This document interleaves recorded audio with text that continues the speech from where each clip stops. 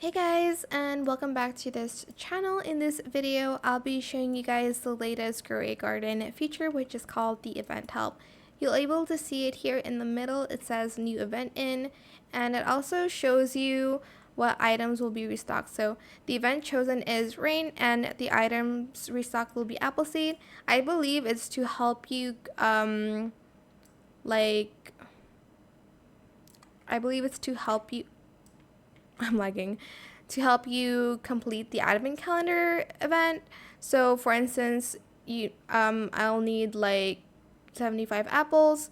I will need that event, of course. Here I don't know like about the mushroom seeds, but I believe it's to help with the event if you are struggling.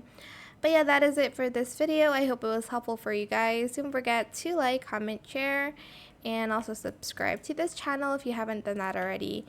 If you have any more questions about this video, just leave it in the comment section down below.